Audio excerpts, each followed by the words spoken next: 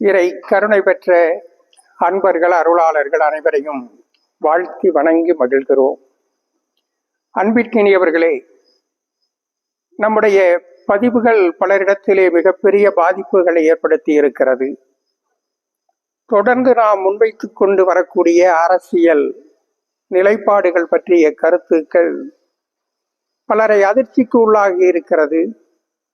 பல பேர் இதை வரவேற்று ஒரு ஆக்கபூர்வமான செயல்பாடுகளிலே அர்ப்பணித்துக் கொள்ளுகிறவர்களாக தங்களை மாற்றிக்கொண்டு வருகிறார்கள் என்பதை வெளிப்படுத்துகிற பொழுது நமக்கு இந்த சமுதாயத்தின் மீது ஒரு நம்பிக்கை ஏற்படுத்துவதாக, அந்த நம்பிக்கையை இந்த சமுதாயத்திலே வெளிப்படுத்துவதாக இருக்கிறது. அதே சமயத்தில் ஏராளமான அன்பர்கள் நம்மை திணறடித்துக் கொண்டிருக்கிறார்கள், திக்குமுக்காட வைக்கிறார்கள், கேள்வி கணைகளை தொடுத்து கொண்டிருக்கிறார்கள். நம்மோடு தொடர்ந்து விஷயங்களை பரிமாறிக்கொள்வதும் அதற்கான விடை தேடலை நம்மிடத்திலே எதிர்பார்ப்பதும் தொடர் நிகழ்வாக இருந்து கொண்டிருக்கிறது. ஒரு அன்பர் மிக விஸ்தாரமாக பல விஷயங்களை கேள்விகளாக தொடுத்திருக்கிறார். அவர் சொல்லுகிறார், சுவாமிஜி அவர்களே, நீங்கள் அறம் சார்ந்த அரசியல் பற்றி பேசிக் கொண்டிருக்கிறீர்கள். அருளாட்சிகள் அமைவதுதான் சமுதாயத்தினுடைய ஒரு உயர்ந்த நிலையாக இருக்க முடியும் என்பதை தெரிவித்துக் கொண்டிருக்கிறீர்கள். நீங்கள் ஒரு துறவியாக இருந்து கொண்டு எதற்காக அரசியல் பேசுகிறீர்கள்? நீங்கள் சட்டமன்ற உறுப்பினராக வேண்டும் என்பதற்காகவா,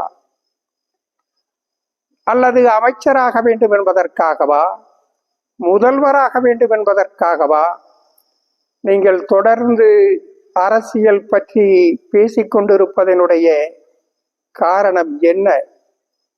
நீங்கள் பேசுகிறீர்களே, நீங்கள் சொல்லுகிறீர்களே அறநெறி அரசியல், ஆன்மீக அரசியல், அவைகளெல்லாம் இன்றைய நடைமுறைக்கு சாத்தியமான ஒன்றாக இருக்கிறதா? தற்பொழுது தமிழக அரசியலிலே மிகப்பெரிய உள் விவகாரங்கள் நடைபெற்று கொண்டிருக்கிறது. அதை பற்றியெல்லாம் அறியாமல் சுவாமிஜி அவர்கள் பேசிக் கொண்டிருக்கிறீர்கள். இன்றைக்கு தமிழகத்திலே இருக்கக்கூடிய ஆளும் கட்சியாக இருக்கக்கூடிய திராவிட முன்னேற்ற கழகமும் அண்ணா திராவிட முன்னேற்ற கழகமும் திரைமறைவிலே அவர்கள் கூட்டணி அமைத்துக் கொண்டு செயல்பட்டு கொண்டிருக்கிறார்கள் என்பது உங்களுக்கு தெரியுமா? இந்த இரண்டு கட்சிகளும் வெளியிலேதான் வேஷமிட்டு கொண்டிருக்கிறார்கள். உண்மையில் அவர்களுக்குள்ளே ரகசிய கூட்டணி அமைத்துக் கொண்டு தமிழகத்திலே ஒன்று நாம் இருவருக்குள் ஒருவர்தான் ஆட்சியாளர்களாக இருக்க வேண்டும், இன்னொருவர் எதிர்க்கட்சியாக இருக்க வேண்டும். இங்கே ஆட்சியும் எதிர்க்கட்சி என்பதும் அந்த நிலை என்பது பங்காளிகளாகிய நமக்குள்ளேதான் இருக்க வேண்டும். வேறு யாரும் உள்ளே நுழைந்துவிடக் கூடாது. அதுவும் தேசிய கட்சிகளாக இருக்கக்கூடிய கட்சிகள் இங்கே கால் பதிக்காமல் நாம் பார்த்து கொள்ள வேண்டும். நாங்கள் காங்கிரஸ் கட்சியை பார்த்து கொள்ளுகிறோம், நீங்கள் பாரதிய ஜனதா கட்சியை பார்த்து கொள்ளுங்கள். அவர்களையெல்லாம் எப்படி தோற்கடிக்க வேண்டும் என்பதை நாம் திட்டமிட்டு அதை நடைமுறைப்படுத்துவோம் என்று அவர்களுக்குள்ளே உடன்பாடு செய்து கொண்டு திராவிட முன்னேற்ற கழகம் காங்கிரஸை காணாமல் போக செய்வதற்காக காய் நகர்த்தி கொண்டிருக்கிறார்கள். அண்ணா திராவிட முன்னேற்ற கழகம் பாரதிய ஜனதா கட்சியை படுதோல்வி அடைய செய்வதற்காக செயலாற்றி கொண்டிருக்கிறார்கள். திராவிட முன்னேற்ற கழகத்தினுடைய முக்கியமான அமைச்சர்கள் எல்லாம் போட்டியிடக்கூடிய தொகுதிகளை எல்லாம் அண்ணா திராவிட முன்னேற்ற கழகம் போட்டியிடுவதில்லை. அவர்களுக்கு வலுவான போட்டியை உருவாக்குவதற்கு அவர்கள் தயாராக இல்லை. அந்த தொகுதிகளுக்கெல்லாம் பாரதிய ஜனதா கட்சி மற்றும் கூட்டணி கட்சிகளுக்கு ஒதுக்கிவிட்டு அவர்கள் சுலபமாக வெற்றி பெறுவதற்கு துணை நிற்கிறார்கள். அதே போல அண்ணா திராவிட முன்னேற்ற கழகத்தினுடைய முக்கிய வேட்பாளர்களுக்கெல்லாம் கடுமையான போட்டி இல்லாத வகையில் வேட்பாளர்கள் அமையக்கூடிய சூழலை ஏற்படுத்தி திராவிட முன்னேற்ற கழகம் துணை செய்கிறது.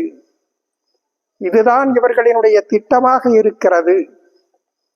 இது தெரியாமல், இதை அறிந்திருக்கிறார்களோ அறியாமல் இருக்கிறார்களோ, காங்கிரசும் பாரதிய ஜனதா கட்சியும் காணாமல் போய்கொண்டிருக்கிறார்கள். இப்படிப்பட்ட சூழலிலே நீங்கள் அறம் சார்ந்த அரசியல் பேசிக் கொண்டிருக்கிறீர்களே, அவர்களெல்லாம் மக்களுக்கு பணத்தை வாரி இறைத்துக் கொண்டிருக்கிறார்கள். மாதம் தோறும் 2000 கொடுக்கிறோம், 3000 கொடுக்கிறோம். இலவச பஸ்களிலே பெண்கள் பயணம் செய்யலாம், ஆண்களும் பயணம் செய்யலாம். எல்லோருக்கும் மிக்சி, கிரைண்டர், பிரிட்ஜ் எல்லாம் தருகிறோம். எல்லோருடைய கல்வி கடன்களும் ரத்து செய்யப்படும். எல்லோருக்கும் இலவசமாக சிலிண்டர்கள் கூட வழங்கப்படும் என்று நூற்றுக்கணக்கான வாக்குறுதிகளை அள்ளி வீசிக்கொண்டு இரண்டு கட்சிகளும் எப்படியும் ஆட்சியிலே அமர்ந்து விட வேண்டும், அதிகாரத்தை பெற்றுவிட வேண்டும், அரசாட்சியிலே அரியணையிலே உட்கார்ந்து விட வேண்டும் என்பதற்காக மிக தீவிரமாக களமிறங்கி செயலாற்றி கொண்டிருக்கிறார்கள். இப்படிப்பட்ட சூழலில் நீங்கள் சொல்லுகிற அறம் சார்ந்த அரசியல், ஆன்மீக அரசியல், அருள் சார்ந்த அரசுகள் இந்த மண்ணிலே எப்பொழுது நிறைவேறப் போகிறது? அறம் சார்ந்த அரசியல் எங்கே இருக்கிறது என்று அந்த அன்பர் மிக ஆவேசமாக நீண்ட கேள்வியை எழுப்பி விளக்கம் கேட்கிறார். அந்த அன்பருக்கும் சரி, மற்ற அனைவர்களுக்கும் சரி, நாம் சொல்லிக் கொள்ளக்கூடிய விஷயம், எவர் வெற்றி பெறுகிறார்கள், யார் முதலமைச்சராகிறார்கள், யார் ஆட்சி செய்கிறார்கள் என்பது பற்றி நமக்கு கவலை கிடையாது. நாம் சட்டமன்ற உறுப்பினராக வேண்டும் என்பதற்காகவோ அல்லது அமைச்சர் முதல்வராக வேண்டும் என்பதற்காகவோ அரசியல் பேசவில்லை. நாம் பேசுவது அறம் சார்ந்த அரசியல், ஆன்மீக அரசியல். இந்த உலகம் தர்மத்திற்கானது, மனித வாழ்க்கை தர்மத்திற்கானது. மனித வாழ்க்கையில் அரசியல் என்பது உயர்ந்த தர்மமாக இருக்கிறது.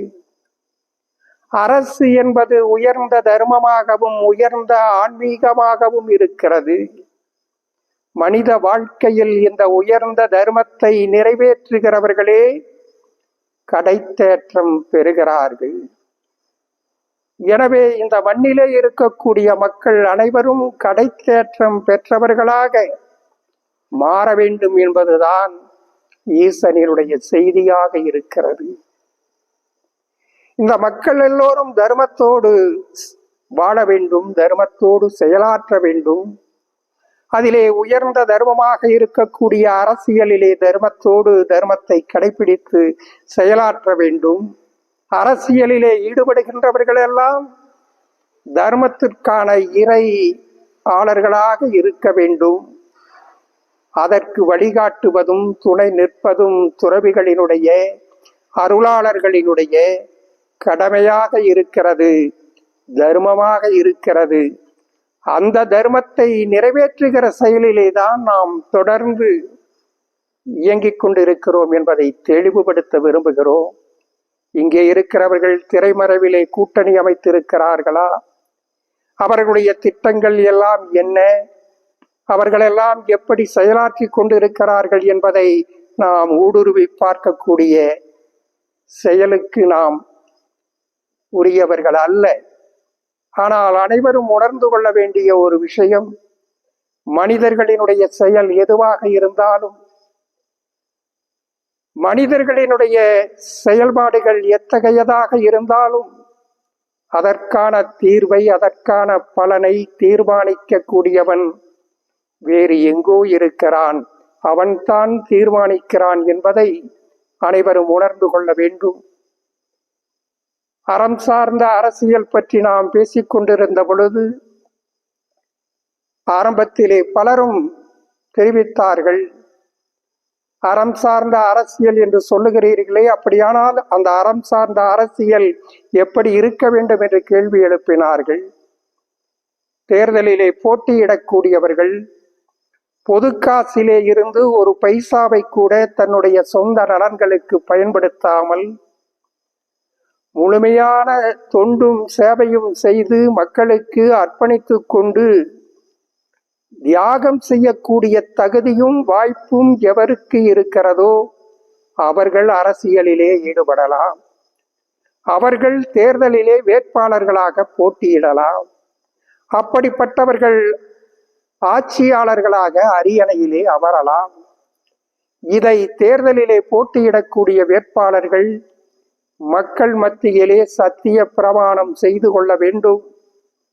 அப்படி சத்திய பிரமாணம் செய்து கொண்டு தாங்கள் தூய்மையான தொண்டும் சேவையும் செய்வதற்காகத்தான் தேர்தலிலே போட்டியிடுகிறோம் என்பதை நிரூபணம் செய்கின்றவர்களுக்கு மட்டும் மக்கள் ஓட்டளிக்க வேண்டும், வாக்காளர்கள் ஆதரிக்க வேண்டும். இதுதான் அரசியல், ஆன்மீக அரசியலினுடைய, அறம் சார்ந்த அரசியலினுடைய அடிப்படையாக இருக்கிறது என்பதை நாம் தொடர்ந்து தெளிவுபடுத்தினோம், வலியுறுத்தி வந்து கொண்டிருக்கிறோம். அப்பொழுதெல்லாம் சொன்னார்கள், இதை எந்த அரசியல் கட்சி தலைவர்கள் இதை மக்கள் மத்தியிலே பகிரங்கப்படுத்த போகிறார்கள், சத்திய பிரமாணம் எடுத்துக்கொள்ள போகிறார்கள்? இங்கே எந்த வேட்பாளர்கள் மக்கள் மத்தியிலே இப்படி சத்திய பிரமாணம் எடுத்துக்கொள்வார்களா? நீங்கள் எந்த யுகத்திலே இருக்கிறீர்கள்? இன்றைய காலகட்டத்தில் இவையெல்லாம் சாத்தியமா என்று பலரும் கேள்வி எழுப்பிக் கொண்டு ஏளனமாக புன்னகைத்துக் கொண்டிருந்தார்கள். ஆனால் தொடர்ந்து இந்த பிரபஞ்சத்திலே என்ன சக்திகளை வலிமை பெறச் செய்கிற இந்த நிகழ்வுகளினுடைய தொடர் முயற்சியில், அந்த தவத்தில், அந்த வேள்வியில் இன்றைய தமிழக அரசியலில் மிகப்பெரிய மாற்றங்கள் நிகழ்ந்து கொண்டிருக்கிறது என்பதை எல்லோரும் உணர்ந்து கொள்ள வேண்டும். காலத்தின் கட்டாயமாக ஒரு புதிய சூழலில் அரசியல் கட்சியை துவங்கி இருக்கக்கூடிய சின்னம்மா சசிகலா அம்மையார் அவர்கள் அறம் சார்ந்த அரசியலில், ஆன்மீக அரசியலில் அர்ப்பணித்துக் கொள்வதாக அவர்கள் வெளிப்படுத்தி அருளாளர்களிடத்திலே, ஆன்மீகத்திலே செயல்பட்டு கொண்டிருக்கக்கூடிய துறவிகளிடத்திலே வாழ்த்துக்களையும் ஆசிகளையும் பெற்று அவர்கள் அறம் சார்ந்த அரசியலிலே பயணிப்பதை அவர்கள் உணர்த்தினார்கள். ஐயா டாக்டர் ராமதாஸ் ஐயா அவர்களோடு கூட்டணியை ஏற்படுத்தி கொண்டு அறநெறி அரசியலுக்கான கூட்டணி என்பதை வெளிப்படுத்தி அவர்கள் அறம் சார்ந்த ஆன்மீக அரசியலிலே பயணிப்பதை இன்றைக்கு அவர்கள் உணர்த்தி இருக்கிறார்கள். அதே போல நாம் தமிழர் கட்சி சீமான் அவர்கள் தொடர்ந்து அறம் சார்ந்த அரசியலுக்காக அவர்களுடைய கருத்துக்களை, அவர்களுடைய லட்சியங்களை, அதற்காக அரசியலிலே அர்ப்பணித்துக் கொண்டிருப்பதை அவர்கள் தொடர்ந்து வெளிப்படுத்தி கொண்டிருக்கிறார்கள். தன்னுடைய கட்சியின் சார்பில் போட்டியிடக்கூடிய வேட்பாளர்கள் ஒரு நாளும் தவறு செய்ய மாட்டார்கள். அப்படி தவறு செய்தார்கள் என்று சொன்னால் நானே அவர்களை தண்டிப்பேன் என்று பகிரங்கமாக அறிவித்துக் கொண்டிருக்கிறார்கள். தற்பொழுது அதிரடியாக அரசியல் களம் கண்டு கொண்டிருக்கக்கூடிய விஜய் அவர்கள் தங்களுடைய வேட்பாளர்களை அறிவிப்பு செய்த பொழுது அவர்கள் பகிரங்கமாக ஒரு எம்எல்ஏ எப்படிப்பட்டவராக இருக்க வேண்டும், எம்எல்ஏ என்று சொன்னால் மக்களினுடைய காப்பாளராக இருக்க வேண்டும், எம்எல்ஏ என்று சொன்னால் மக்களினுடைய பணத்தை கொள்ளையடிக்காதவராக இருக்க வேண்டும், எம்எல்ஏ என்று சொன்னால் கல் குவாரிகளிலே கமிஷன் வாங்கி கொள்ளையடிக்காதவராக இருக்க வேண்டும், கமிஷன் வாங்கி கட்டிங் வாங்கி தன்னை வளப்படுத்தி கொள்ளக்கூடிய சுயநலமற்றவராக, சுயநலவாதிகளாக இருக்கக்கூடாது. மக்களுக்காக தொண்டு செய்கின்றவராக இருக்க வேண்டும் என்பதை அவர்கள் பகிரங்கமாக வேட்பாளர் அறிவிப்பு கூட்டத்திலேயே தெரிவுபடுத்தினார்கள். அத்தோடு அவர்கள் சத்திய பிரமாணம் செய்து கொண்டு தன்னுடைய வேட்பாளர்கள் அனைவரையும் சத்திய பிரமாணம் செய்ய வைத்து பகிரங்கமாக மக்களுக்கு வெளிப்படுத்தினார்கள். தங்களுடைய கட்சியின் சார்பாக போட்டியிடக்கூடிய வேட்பாளர்கள் அனைவரும், அந்த கட்சியின் தலைவராகிய விஜயாகிய நானும் மக்களுக்காக அர்ப்பணித்து கொண்டு செயலாற்றுவதற்காகத்தான் அரசியலிலே களம் இறங்கி இருக்கிறோம். பொது காசிலே இருந்து ஒரு பைசாவை கூட எங்களுடைய சொந்த நலன்களுக்கு பயன்படுத்த மாட்டோம். இந்த மக்களுக்காக அர்ப்பணித்து கொண்டு தியாகம் செய்து செயலாற்றுவோம். ஒரு நாளும் முறைகேடுகளுக்கும் ஊழல்களுக்கும் இடம் கொடுக்க மாட்டோம். இது சத்தியம் என்று பகிரங்கமாக சத்திய பிரமாணம் செய்து கொண்டு அதை பகிரங்கப்படுத்தி இருக்கிறார்கள். இத்தகைய நிகழ்வுகள் எல்லாம் எப்படி நிகழ்ந்திருக்கிறது என்பதை எண்ணி பாருங்கள். இன்றைக்கு விஜய் அவர்கள் பகிரங்கமாக சத்திய பிரமாணம் செய்து கொண்டு தங்களுடைய வேட்பாளர்களையும் சத்திய பிரமாணம் செய்து கொண்டிருப்பது இன்றைக்கு திராவிட முன்னேற்ற கழகம், அண்ணா திராவிட முன்னேற்ற கழகம் போன்ற கட்சிகளுக்கு ஒரு மிகப்பெரிய கலக்கத்தை ஏற்படுத்தி இருக்கிறது. அவர்களும் நாங்கள் தூய்மையான தொண்டும் சேவையும் செய்வதற்காகத்தான் அரசியலிலே களம் இறங்கி இருக்கிறோம். பொதுக்காசில் இருந்து ஒரு பைசாவை கூட சொந்த நலன்களுக்கு பயன்படுத்தாமல் மக்களுக்கு தூய்மையான தொண்டும் சேவையும் செய்வதற்காகத்தான் அரசியலிலே களம் இறங்கி இருக்கிறோம். தேர்தலிலே போட்டியிடுகிறோம். ஒரு நாளும் ஊழல் செய்ய மாட்டோம் என்று பகிரங்கமாக சத்திய பிரமாணம் செய்ய வேண்டிய கட்டாயத்திற்கு தள்ளப்பட்டிருக்கிறார்கள். அப்படி அவர்கள் சத்திய பிரமாணம் செய்து கொள்ளவில்லை என்று சொன்னால் இந்த சமுதாயத்திலே, இந்த மாநிலத்திலே இருக்கக்கூடிய மக்களுக்கெல்லாம் நாங்கள் ஊழல் செய்து கொள்ளையடித்து மக்களை ஏமாற்றி சுயநலத்திற்காக அரசியல் ஆட்சி செய்வதற்காகத்தான் செயல்பட்டு கொண்டிருக்கிறோம் என்பதை சொல்லாமல் சொல்லுகிற, செய்தியாக்கி விடுகிற சூழல் இன்றைக்கு இந்த மண்ணிலே ஏற்பட்டிருக்கிறது. அனைவரும் புரிந்து கொள்ள வேண்டும். எல்லோரும் அறம் சார்ந்தவர்களாக செயல்படுகிறார்களா அல்லது அறத்திலே இருந்து வீழ்ந்தவர்களாக செயல்படுகிறார்களா என்பதை அவர்கள்தான் தீர்மானிக்க வேண்டும். ஆனால் ஒன்றை மட்டும் எல்லோரும் புரிந்து கொள்ள வேண்டும். தமிழகத்திலே அறம் சார்ந்த அரசியலுக்கு, ஆன்மீக அரசியலுக்கான காலம் துவங்கிவிட்டது என்பதை எல்லோரும் உணர்ந்து கொள்ள வேண்டும்.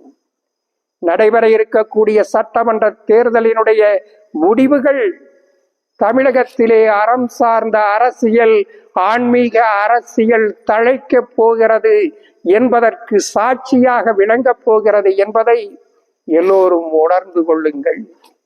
தர்மத்திலே இருந்து தவறுகிறவர்கள் அதற்குரிய தண்டனையை அடைந்தே ஆக வேண்டும் என்பதை நிதர்சனப்படுத்துகிற நிலைமைகள் இந்த மண்ணிலே நிகழப்போகிறது என்பது இறைவனினுடைய செய்தியாக இருக்கிறது.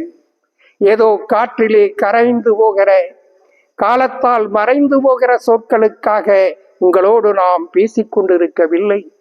இறைவன் சொல்லுகிற மொழிகளில் இறைவன் தெரிவிக்கின்ற அந்த சத்தியத்தின் தர்மத்திற்கான செய்தியை உங்களோடு பகிர்ந்து கொண்டிருக்கிறோம்.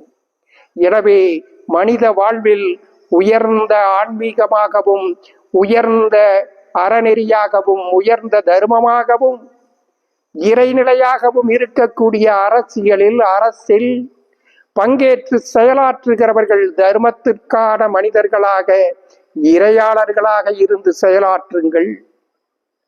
அந்த அரசியலிலே இருக்கின்றவர்களை தேர்வு செய்வதற்காக ஓட்டளிக்கக்கூடிய வாக்காளர்கள் மக்கள் அனைவரும் தர்மத்தோடு ஓட்டளித்து புண்ணியத்தை தேடிக்கொள்ளுங்கள்.